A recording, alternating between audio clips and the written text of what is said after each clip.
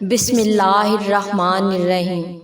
وہ ایک بہت بااعتماد لڑکی تھی، اس میں بے پناہ کشش تھی۔ اس کا لباس یہ بتا رہا تھا کہ وہ کسی پوش فیملی سے تعلق رکھتی ہے، کھاتے پیتے گھرانے کی ہے سارا۔ اس نے بتایا اپنا نام۔ سارا تم ایک اچھی لڑکی معلوم ہوتی ہو، پھر اس قسم کا شوق کیوں پال رکھا ہے؟ میں نے پوچھا، کیا تمہیں نہیں معلوم کہ شیشہ ہوٹلوں میں پابندی ہے؟ جانتی ہوں میں، لیکن مجھے اس نشے کی عادت پڑ گئی ہے۔ شہر میں اس قسم کے سارے ہوٹل بند ہو گئے ہیں، اسی لیے میں یہاں آئی ہوں۔ کون لایا تھا تمہیں یہاں؟ میری ایک دوست ہے، لیکن وہ آپ کے چھاپے سے پہلے چلی گئی۔ اوہو، میں مسکرا دیا۔ چلو کوئی بات نہیں، میں نے کہا، نہ جانے کیوں مجھے تم پر رحم سا آ رہا ہے۔ تم کسی اچھی فیملی سے تعلق رکھتی ہو، اس لیے تمہیں جانے کی اجازت دے رہا ہوں، حالانکہ یہ میرے اصول کے خلاف ہے۔ اب جاؤ، لیکن اس وعدے کے ساتھ کہ تم آئندہ سے اس قسم کی گھٹیا جگہوں پر نہیں جایا کرو گی۔ میں نے اسے جانے کی اجازت دے دی۔ اس کے چلے جانے کے بعد میرے ایک خاص ماتحت پولیس آفیسر نے حیرت ظاہر کی۔ سر جی، آپ نے اس کو جانے کی اجازت کیوں دے دی؟ میرا مطلب ہے سر جی، یہ تو آپ کے مزاج کے خلاف بات ہو گئی۔ ہاں بخشش ہے تو میرے اصول کے خلاف، لیکن کبھی کبھی اصول بدلنے پڑتے ہیں۔ اچھا تم ایک کام کرو، اس لڑکی کا ایڈریس تو لے لیا ہوگا؟ ہاں سر جی، آپ تو جانتے ہیں کہ میں کوئی بھی کام ادھورا نہیں چھوڑتا۔ وہ مسکرا کر بولا، اب یہ کام تمہیں کرنا ہے کہ اس کے محلے میں جا کر بہت ہوشیاری کے ساتھ ذرا اس کے بارے میں معلومات حاصل کرو۔ میں سمجھ گیا سر جی۔ ہاں بخشش، میں نے گہری سانس لی۔ اب میں اکیلا رہتے رہتے اکتا چکا ہوں۔ انسان بھی تو ہوں نا، دل چاہتا ہے کہ گھر بسا لوں، ایک اچھی بیوی مل جائے تو اس کے ساتھ زندگی گزر جائے گی۔ اتنا بڑا ارادہ ہے سر، لیکن کیا معلوم یہ لڑکی کیسی ہے؟ بہت اچھی ہے۔ پولیس کی اتنی برسوں کی نوکری میں اگر بندے کی پہچان نہ ہو سکے تو کیا فائدہ ایسی نوکری کا؟ یہ تو ہے سر، مجھے بھی وہ لڑکی ٹھیک معلوم ہو رہی تھی۔ اب تمہارا کام ہے کہ اس کے بارے میں معلومات حاصل کر ڈالو۔ دوسرے دن بخشش نے پوری تفصیل بتا دی۔ وہ لڑکی ایک چھوٹی سی کالونی میں رہتی تھی۔ اس نے پولیس کو بھی یہی بتایا تھا کہ وہ اپنے والدین کی اکلوتی تھی۔ والدہ کا انتقال ہو چکا تھا، اس کے والد ریٹائر ہو چکے تھے، کسی اسکول کے پرنسپل تھے۔ اس لڑکی کے بارے میں کبھی کوئی غلط بات سننے میں نہیں آئی تھی، غرض یہ کہ وہ ایک صاف ستھری لڑکی تھی۔ بخشش، اس لڑکی کے بارے میں کچھ اور پتا چلا ہو؟ نہیں، اس لڑکی کی کسی لڑکے سے کوئی دوستی نہیں ہے۔ اس محلے میں اپنا فیاض خان ہے، اس سے زیادہ کون بتا سکتا ہے؟ آپ تو جانتے ہیں سر کہ وہ بندہ اڑتی چڑیا کو بھی شک کی نگاہوں سے دیکھتا ہے۔ یعنی اس لڑکی کے بارے میں میرے جو خیالات تھے وہ درستی تھے، وہ ایک اچھی لڑکی تھی۔ اب سوال یہ تھا کہ اسے کس طرح شادی کے لیے راضی کیا جائے، کس طرح اسے یقین دلایا جائے کہ پولیس آفس میں میرا جو روپ ہوتا ہے وہ مجبوراً ہوتا ہے۔ بہرحال میں نے سوچ لیا تھا کہ اس کو حاصل کرنے کی ایک کوشش ضرور کروں گا۔ کچھ دنوں کے بعد میں اس علاقے کی طرف چلا گیا۔ یہ میرا جانا پہچانا علاقہ تھا، بہت پہلے میں یہاں رہ چکا تھا، اسی لیے یہاں کی گلیاں اور راستے میرے جانے پہچانے تھے۔ میں سادہ لباس میں وہاں گیا۔ میں نے اپنی گاڑی دور کھڑی کی تھی۔ کچھ دکاندار میری جان پہچان کے تھے جو ابھی تک اپنا کاروبار کر رہے تھے۔ میں ان کی دکانوں سے کتراتا ہوا ایک طرف بڑھتا چلا گیا۔ میرا رخ اسی گلی کی طرف تھا جس میں وہ لڑکی رہتی تھی۔ سننے والوں کو حیرت ہو رہی ہوگی کہ آخر کیوں میں اس کے پیچھے پڑ گیا۔ اس کی بظاہر کوئی وجہ نہیں تھی، اس کے علاوہ وہ لڑکی میرے دل میں اتر گئی، ورنہ لڑکیاں تو میرے قریب آتی ہی رہتی تھیں، مجبوراً یا خوشی سے۔ میں ایک بار پھر کہہ دوں کہ میں نے اپنے عہدے کا پورا فائدہ اٹھایا ہوا ہے۔ وہ لڑکی کچھ اس طرح مجھے بھا گئی تھی کہ میں اس کو اپنانے کا فیصلہ کر چکا تھا۔ میں یہ سب کچھ اپنی فطرت کے خلاف کر رہا تھا، نہ جانے کیوں زندگی میں شاید مجبوری اور بے بسی کا ایک ایسا لمحہ آیا کرتا ہے۔ اس گلی سے دور 2-4 دکانیں بنی ہوئی تھیں، شاید وہ دن دعا کی قبولیت کا تھا۔ اچانک وہ لڑکی دکھائی دی گئی، وہ گلی سے نکل کر دکانوں کی طرف آ رہی تھی۔ میرا دل زور زور سے دھڑکنے لگا۔ یہ بھی ایک انہونی سی بات تھی، مجھ جیسا انسان جو چوروں اور ڈاکوؤں سے لڑتے ہوئے کبھی گھبراتا نہیں تھا، اور آج ایک لڑکی کو دیکھ کر میرا دل سنبھل نہیں رہا تھا۔ کیا ہو گیا تھا مجھے؟ لا حول ولا قوت الا باللہ۔ میں نے اسی وقت وہاں سے نکل جانے کا فیصلہ کیا۔ وہ میرے سامنے آ کر کھڑی ہو گئی۔ سر، آپ یہاں؟ اس کی آنکھیں چمک رہی تھیں، اس کی آواز میں دیوانگی سی تھی۔ سر، میں نے تو آپ کو گلی سے باہر آتے ہی دیکھ لیا تھا۔ میں حیران رہ گئی تھی کہ آپ یہاں کھڑے ہیں۔ ہاں، میں کسی کام سے آیا تھا، پیاس لگی تو کولڈ ڈرنک پینے کے لیے رک گیا۔ کیا تم یہیں رہتی ہو؟ جی ہاں سر، سامنے والی گلی میں۔ اس نے اشارہ کیا۔ چلو ٹھیک ہے، میں نے گردن ہلائی۔ اچھا تم اپنا کام کرو، میں جا رہا ہوں۔ ارے اس طرح کہاں جا رہے ہیں؟ وہ بے تکلفی سے بولی۔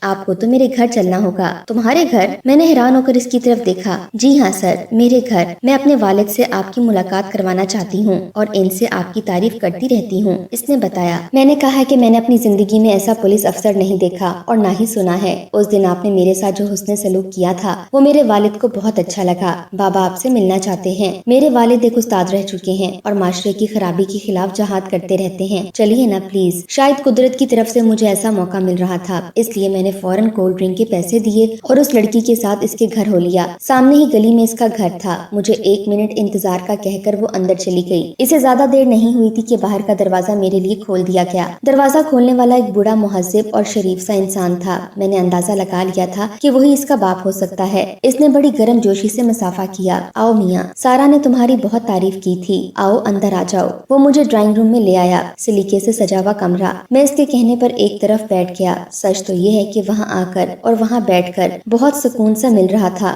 ورنہ میں جس شعبے میں تھا وہاں عام طور پر منحوس صورت مجرموں سے ہی واسطہ پڑتا تھا۔ میاں میں نے سارا سے کہا تھا کہ وہ کسی دن تمہیں بلا کر لائے۔ اس نے بات شروع کی۔ جناب آپ کے بارے میں مجھے پتا چلا ہے کہ آپ استاد رہ چکے ہیں۔ دیکھو بھائی، استاد ہمیشہ استاد ہی رہتا ہے، اس نے مسکرا کر کہا۔ علم اس کی رگوں میں شامل ہو جاتا ہے۔ ویسے یہ جان کر مجھے خوشی ہوئی کہ تمہارے شعبے میں بھی ابھی انسانیت باقی ہے، تم پولیس والے ابھی بھی انسانوں کو انسانی سمجھتے ہو۔ تم نے جس انداز سے سارا کو سمجھایا، اس کے ساتھ حسن سلوک کیا، وہ میں ہمیشہ یاد رکھوں گا۔ اس دوران سارا چائے وغیرہ لے کر آ گئی۔ وہ بالکل ایک گھر سا ماحول تھا، گھریلو ماحول جو مجھے کبھی نہیں ملا۔ یہاں اس کے والد میری تعریف کر رہے تھے اور میں دل ہی دل میں شرمندہ ہو رہا تھا۔ اگر ان کو معلوم ہو جاتا کہ میں کیسا ہوں تو پھر ساری کہانی ختم ہو جاتی۔ سارا نے بھی باتیں شروع کر دیں۔ اس کی باتوں سے صاف اندازہ ہو رہا تھا کہ وہ مجھ سے متاثر ہوئی ہے اور میرے قریب آنا چاہتی ہے۔ خدا جانے اس کے دل میں کیا تھا۔ ویسے تو میں نے جس روپ میں اس کو دیکھا تھا، اس کے بعد سے تو میرے سائے سے بھی اسے بھاگنا چاہیے تھا۔ اس کے برعکس اس نے اپنے والد کی نگاہوں میں مجھے ایک فرشتہ صرف پولیس آفیسر ظاہر کر دیا تھا۔ بہرحال کچھ دیر کی باتوں کے بعد میں وہاں سے واپس آ گیا۔ ان دونوں کے اخلاق نے مجھ جیسے انسان کو بھی موم کر دیا تھا۔ میں نے سارا کو اپنا موبائل نمبر دے دیا، اگر کبھی کسی چیز کی ضرورت ہو تو مجھے فون کر سکتی ہو۔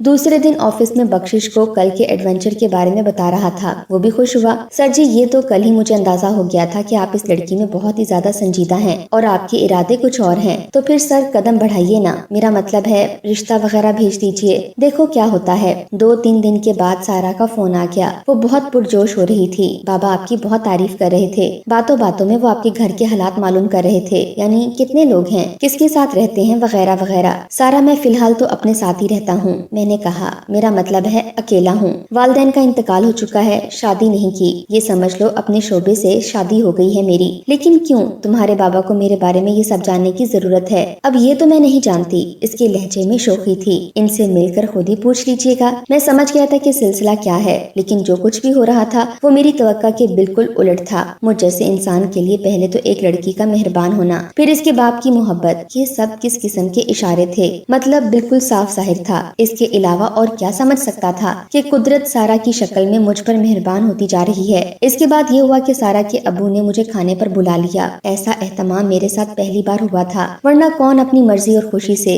ہم جیسے پولیس آفیسرز کو اس طرح بلاتا ہے۔ ان لوگوں نے بہت تکلف کیا تھا۔ میرے لیے کھانا خود سارا نے بنایا تھا اور وہ بہت ہی مزیدار تھا۔ گویا یہ بھی ایک اشارہ ہی تھا کہ اگر وہ میرے گھر آ گئی تو پھر مجھے باہر کھانا کھانے کی ضرورت نہیں ہوگی۔ اور ان سب مہربانیوں کا حاصل وہ گفتگو تھی جو کھانے کے بعد اس کے والد نے چائے کے دوران کی۔ اس دوران سارا وہاں موجود نہیں تھی۔ دیکھو میاں، اس کے والد نے بات کا آغاز کیا، اس دنیا میں میرا سارا کے علاوہ اور کوئی نہیں ہے۔ اس کی والدہ کا انتقال ہو چکا ہے۔ میں نے ماں بن کر اپنی بیٹی کی پرورش کی ہے۔ میرے خواب تو کچھ اور تھے، لیکن اس کی ضد کچھ اور ہے۔ معاف کرنا، میں سب کچھ صاف صاف بتا رہا ہوں۔ اس کی ضد کیا ہے اس کا اندازہ تمہیں ہو گیا ہوگا۔ وہ کچھ دیر تو خاموش ہو گئے۔ میں بھی سر جھکائے بیٹھا ہوا تھا۔ تو بیٹا، میرا خیال ہے تم نے میرا اشارہ سمجھ لیا ہوگا۔ میں یہ چاہتا ہوں کہ تم اپنے کسی بڑے کو ہمارے ہاں بھیج دو تاکہ بات آگے بڑھائی جائے۔ آخر وہی بات ہو گئی جس کا مجھے اندازہ تھا اور میں نے جس کے خواب دیکھے تھے، وہ میری خواہش تھی۔ میں نے ان سے کہا محترم، بدقسمتی سے میرے قریب کا کوئی رشتہ دار نہیں ہے، ایک دور کے عزیز ہیں، اگر کہیں تو میں انہیں بھیج دوں۔ چلو انہی کو بھیج دو۔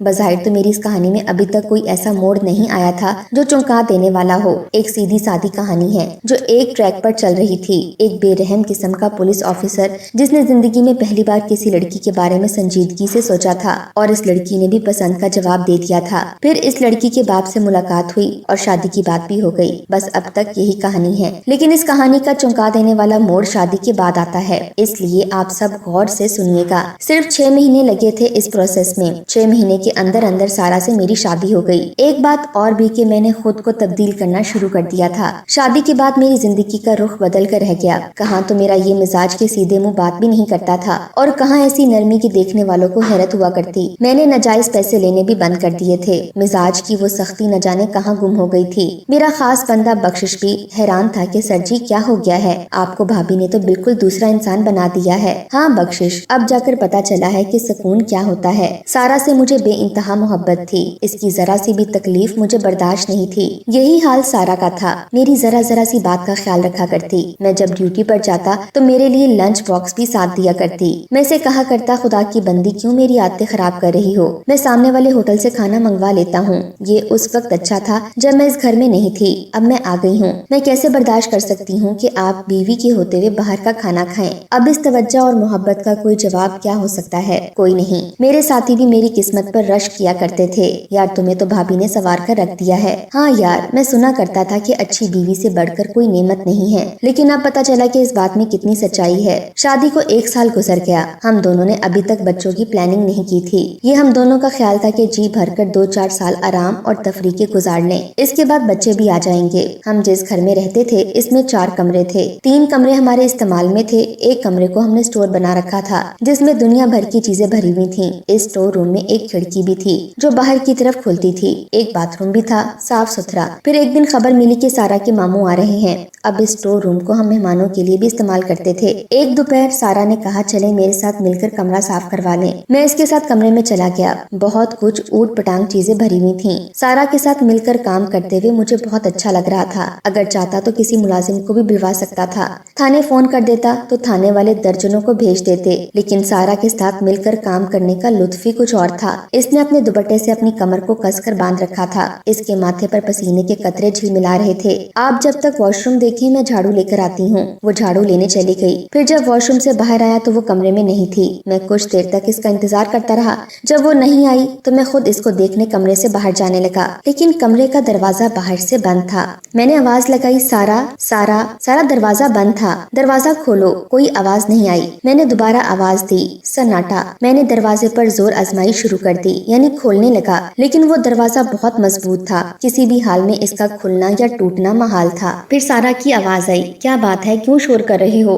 سارا دروازہ کھولو. میں اندر سے چیخا، یہ کیا مذاق ہے؟ کھولو دروازہ. کس نے بند کیا ہے؟ میں نے بند کیا ہے. سارا کی آواز آئی، اس لیے بند نہیں کیا کہ اسے کھول دوں. یہ اسی طرح بند رہے گا اور تمہیں اب اسی کمرے میں رہنا ہے. اس کی آواز سن کر میرا تو دماغ ہی گھوم گیا. سارا تم پاگل ہو گئی ہو، یہ کیا کر رہی ہو؟ جلدی کھولو. یہ کیا بچپنا ہے؟ اس کے بعد بالکل خاموشی. شاید وہ دروازے کے پاس سے ہٹ گئی تھی. میں دروازہ پیٹتا رہا لیکن کوئی آواز نہیں آئی. میں ایک طرف بیٹھ کر صورتحال پر غور کرنے لگا. وہ ایسا کیوں کر رہی تھی؟ وہ تو میری بیوی تھی. میں نے اس سے محبت کی تھی. ہم نے ایک ساتھ بہت اچھے دن گزارے تھے، بلکہ گزار رہے تھے. یہ کسی قسم کی شرارت بھی نہیں ہو سکتی تھی. شرارت کی بھی کوئی حد ہوا کرتی ہے. میں نے 2-3 بار دروازے کے پاس جا کر اسے مزید آواز دی، لیکن جب کوئی جواب نہیں ملا سنجیدگی سے غور کرنا شروع کر چکا تھا. مجھے اس کمرے سے باہر نکلنا تھا. کس طرح دروازہ بہت مضبوط تھا، وہ کسی طور ٹوٹ نہیں سکتا تھا. کھڑکی بھی ایسی نہیں تھی کہ اسے توڑا جا سکے، اور نہ وہ باہر کی سمت کھلتی تھی. پیچھے کوریڈور میں کھلتی تھی جس کے دونوں طرف دروازے تھے جو بند رہتے تھے. اب یہ ہو سکتا تھا کہ میں فون کر کے کسی کو اپنی مدد کے لیے بلا لوں، اپنے آفس کے کسی بندے کو یا اپنے کسی دوست کو. پھر اس وقت میری جھنجھلاہٹ کی کوئی حد نہ رہی. مجھے اپنا موبائل فون بھی نہیں ملا.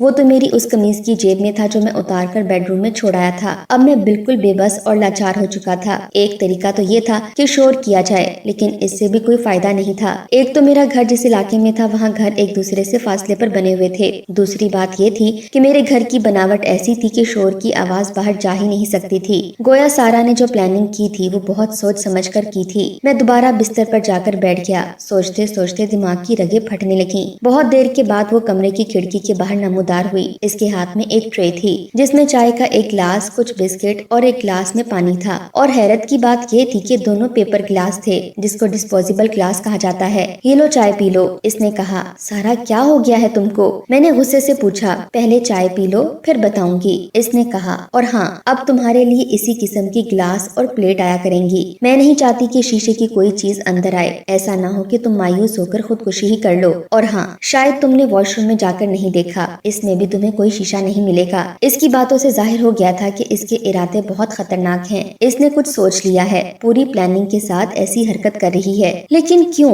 اس سوال کا جواب مجھے نہیں مل رہا تھا. میں نے اس لمحے سوچا کہ اس وقت اس پر پر غصہ کرنا یا گالیاں دینے کا کوئی فائدہ نہیں، بلکہ اسے نرمی سے بات کی جائے۔ سارا، کیا ہو گیا ہے تمہیں؟ تم جانتی ہو نا میں تم سے کتنی محبت کرتا ہوں، اور جب میں اپنے آفس نہیں پہنچوں گا تو سب کتنے پریشان ہوں گے۔ تم یہ بھی جانتی ہو کہ کس طرح میری تلاش شروع ہو جائے گی۔ سب جانتی ہوں، میں نے تمہارے آفس فون کر کے بتا دیا ہے کہ تم اچانک شہر سے باہر چلے گئے ہو اور کم از کم 15 دنوں کا بول کر گئے ہو۔ اب 15 دنوں کے بعد جو ہوگا دیکھا جائے گا۔ چلو شاباش، یہ چائے پی لو، مجھے اپنے لیے کھانا بھی بنانا ہے، اور ہاں تمہارے لیے میں سلائس لے کر آتی ہوں۔ اب تم صرف ڈبل روٹی ہی کھایا کرو گے اور کچھ نہیں ملے گا، کبھی کبھی اس پر بٹر بھی لگا دیا کروں گی۔ کاش اس وقت میں کمرے سے باہر ہوتا، وہ میرے قریب ہوتی تو میں اس کا گلا گھونٹ دیتا۔ اب معاملہ میری برداشت سے باہر ہو گیا۔ یہ سب کچھ کیوں کر رہی ہو؟ اب تم اپنی اصلیت پر آ گئے۔ وہ ہنس پڑی۔ اب میں بتا دوں گی کہ میں یہ سب کچھ کیوں کر رہی ہوں، لیکن ابھی نہیں۔ 3-4 دنوں کے بعد یہ لو، میں نے ٹرے کھڑکی پر رکھ دی ہے، اور وہ چلی گئی۔ کیا تھا یہ سب کچھ؟ اگر کوئی خواب تھا تو اس خواب کا مقصد کیا تھا؟ سارا میرے ساتھ ایسا کیوں کر رہی تھی؟ میں نے تجھے کوئی تکلیف بھی نہیں دی، ہمیشہ خیال ہی رکھا تھا۔ پھر کیا ہوا تھا اس کو؟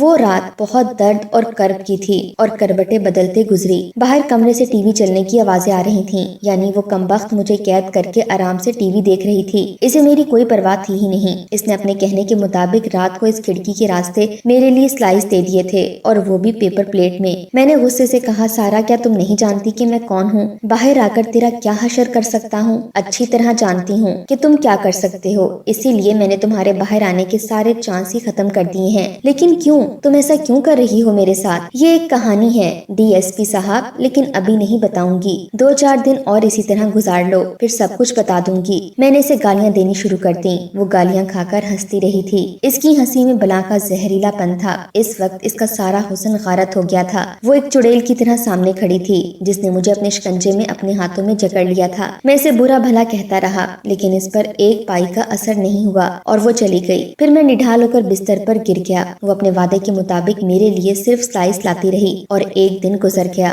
مجھے اندازہ ہو گیا تھا کہ وہ اس طرح مجھے باہر نہیں نکالے گی۔ اس نے جو سوچ لیا ہے اس پر عمل کر کے رہے گی، اور کیا سوچا ہے، کیوں سوچا ہے، یہ میں نہیں جانتا تھا۔ 2 دنوں کے بعد میری حالت خراب ہونے لگی، کمزوری ہونے لگی۔ اس کی وجہ یہ تھی کہ کھانے میں صرف ڈبل روٹی کا ایک پیس مل رہا تھا۔ ایک دوپہر کو اس نے مجھے جو کھانے کو دیا، اس کو دیکھ کر حیران رہ گیا۔ باقاعدہ روٹیاں تھیں اور ان کے ساتھ سالن بھی تھا۔ نہ جانے کیوں مہربان ہو گئی تھی۔ اس کی وجہ بعد میں پتا چلی جب میں کھانا کھا کر بے ہوش ہو گیا۔ اس نے مجھے کوئی ایسی دوا کھلا دی تھی جس نے مجھے بے ہوش کر دیا تھا۔ میں اپنے آپ کو واش روم کے دروازے کے باہر دیکھ کر حیران رہ گیا۔ مجھے یاد نہیں تھا کہ میں کس طرح یہاں پہنچا ہوں۔ میں بہت دیر تک سوچتا رہا کہ میرے ساتھ کیا ہوا تھا۔ اتنا یاد آ رہا تھا کہ میں نے کھانا کھایا تھا، اس کے بعد کیا ہوا یہ مجھے اندازہ نہیں تھا۔ بہرحال کسی نہ کسی طرح خود کو گھسیٹتا ہوا بستر پر آ کر لیٹ گیا۔ اس وقت رات ہو گئی تھی۔ اللہ جانے میں کب تک بے ہوش رہا ہوں گا۔ پھر جب کھڑکی کے باہر سارا کی زہریلی ہنسی کی آواز سنائی دی تو میں تیزی سے بستر سے اترا، لیکن چکرا کر گر پڑا۔ اتنی کمزوری ہو گئی تھی کہ اس حال میں مجھے دیکھ کر وہ ہنستی رہی، پھر زہریلی ناگن کی طرح پھنکار کر بولی، میرے سرتاج کیا ہو گیا ہے تمہیں؟ کیوں کمزور ہوتے جا رہے ہو؟ اور واش روم کے باہر کیوں پڑے تھے؟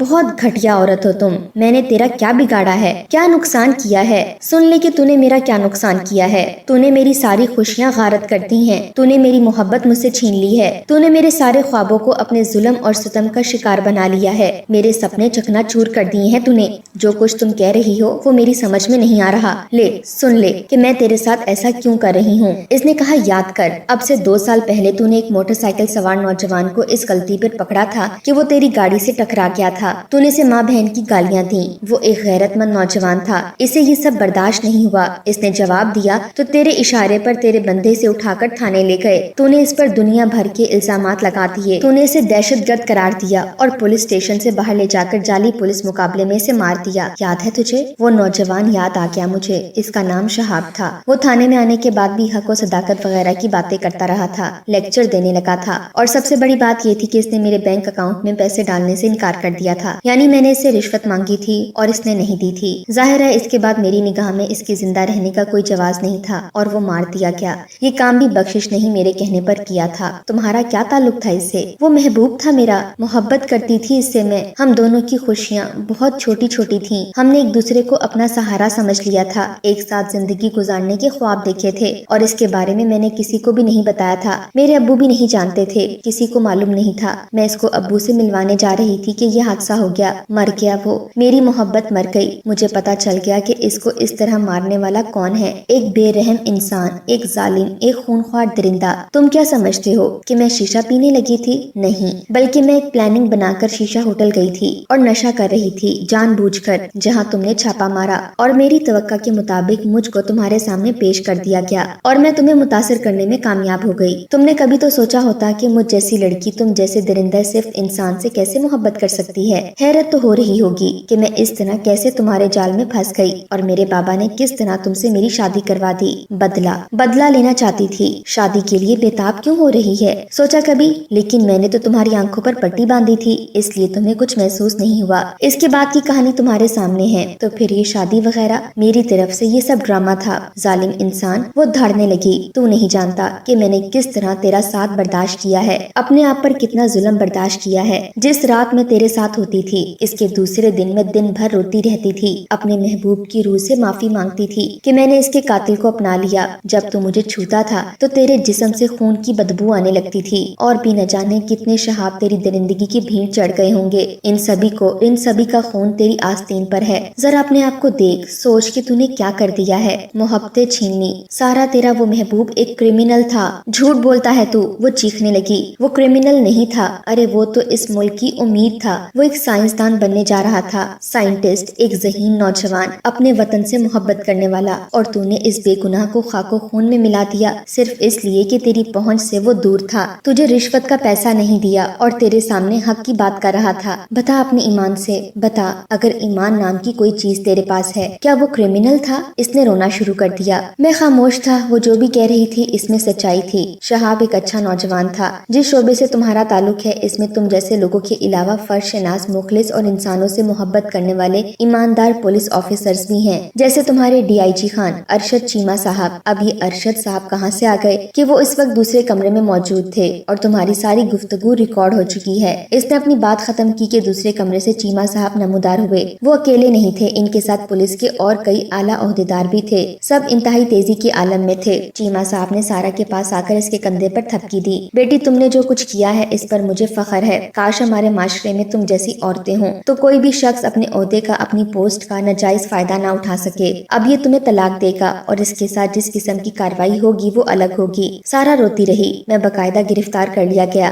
मैं अब किसी काबिल ही नहीं रहा था। चीमा साहब के सामने मुझे सारा को तलाक देनी पड़ी। इसके बाद मुझे सजा सुना दी गई। इल्जाम साबित जो हो चुका था। हमारी वीडियोस अगर आपको पसंद आ रही हैं तो ज़रूर लाइक कीजिए और अगर आपने हमारा चैनल सब्सक्राइब नहीं किया तो ज़रूर कीजिए। उसके साथ साथ बेल आइकॉन पर भी लाजमी क्लिक कीजिए ताकि हमारी हर आने वाली वीडियो आप तक बर वक्त पहुंच सके।